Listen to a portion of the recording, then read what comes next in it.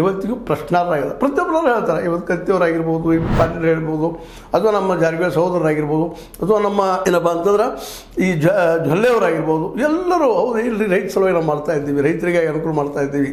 ಖರೆ ಅದಿಲ್ಲ ಅಂತಲ್ಲ, ಮಾಡ್ತಾ ಇದ್ದಾರೆ, ಶುಗರ್ ಫ್ಯಾಕ್ಟ್ರಿ ಹಾಕ್ಕೊಳ್ತಾ ಇದ್ದಾರೆ.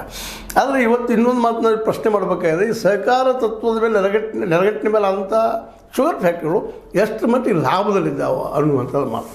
ಇದನ್ನು ನಾವು ಮೇಲೆ ಪ್ರಶ್ನೆ ಮಾಡ್ತಾ ಬಂದಿದ್ದೀವಿ. ಅದಕ್ಕೆ ಉತ್ತರದ ನಿಮಗೆ ಗೊತ್ತದ, ಫಸ್ಟ್ ಶುಗರ್ ಫ್ಯಾಕ್ಟ್ರಿಗಳು ಲಾಸ್ದಲ್ಲಿದ್ದಾವೆ. ಈಗ ನೋಡಿರಿ, MK ಹುಬ್ಬಳ್ಳಿದು ನಮ್ಮ ಇಟ್ ಮೀನ್ಸ್ ಇದು ಏನಪ್ಪ ಅಂತಂದ್ರೆ ಮಲಪ್ರಭಾ ಶುಗರ್ ಫ್ಯಾಕ್ಟ್ರಿಗೆ ಅಲ್ಲೂ ರಾಜಕಾರಣಿಗಳು ಹೋಗ್ತಾ ಇದ್ದಾರೆ. ಮೊದಲು ರಾಜಕಾರಣಿ ಇದ್ದರು ಇಲ್ಲಂತಲ್ಲ, ಯಾಕೆಂದರೆ ಬಾಬಾಗೌಡ ಪಾಟೀಲರು ಅರೆ ರಾಜಕಾರಣಿಯವರು, ಮೂಲತಃ ರೈತ ಸಂಘದ ಹೋರಾಟ ಮಾಡಿದಂಥವ್ರು.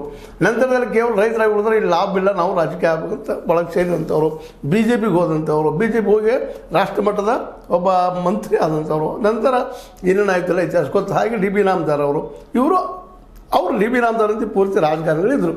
ಅಂದ್ರೆ ಇಲ್ಲೇ ಈ ಸಹಕಾರದ ತತ್ವದ ನೆರಗಟ್ಟಿನಲ್ಲ ನಿರ್ಮಾಣ ಆದಂಥ BDCC ಬ್ಯಾಂಕ್ನಲ್ಲ ಈ ಶ್ರೀಮಂತ ಫ್ಯೂಡಿಯಾಲಿಸ್ಟ್ ಅಂತೀರಿ, ಹೋಗ್ಬೇಕಾದ್ರೆ ನಾಮದಾರ ಅಂತೀರಿ, ಜಮೀನ್ದಾರ ಅಂತೀರಿ, ಅವರು ರೈತರಿಗೆ ಸ್ವಲ್ಪ ಆಗ್ಲಿಕ್ಕತ್ತಪ್ಪ. ಇವತ್ತು ಈ ಬಡ ರೈತರಿಗೆ ಒಂದಿಷ್ಟು ಏನೋ ಶೂನ್ಯ ಬಡ್ಡಿ ದರದಲ್ಲೇ ಒಂದು 100 ಕೋಟಿ 200 ಕೋಟಿ ಕೊಟ್ಟ ಅವ್ರನ್ನ ಸಮಾಧಾನ ಮಾಡಿ ದೊಡ್ಡ ದೊಡ್ಡ ರಕಮಗಳನ್ನು 600 ಕೋಟಿ 200 ಕೋಟಿ 500 ಕೋಟಿ 300 ಕೋಟಿ ಈ ಒಂದು ಶುಗರ್ ಫ್ಯಾಕ್ಟ್ರಿ ಶುಗರ್ ಲಾಬಿ ಮಂದಿ ಲಾಭ ಮಾಡ್ಕೊಳ್ಳೋಸಲುವಾಗಿ BDCC ಬ್ಯಾಂಕ್ ಬೆಲೆ ಎತ್ತಿದ್ದಾರೆ.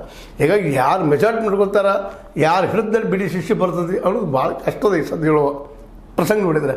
ಯಾಕಂದರೆ ಇದು 28ರ ಚುನಾವಣೆ ಏನದಲ್ಲ, ನಾಳೆ ನಡೆಯುವಂಥ ಈ ಹುಕ್ಕೇರಿ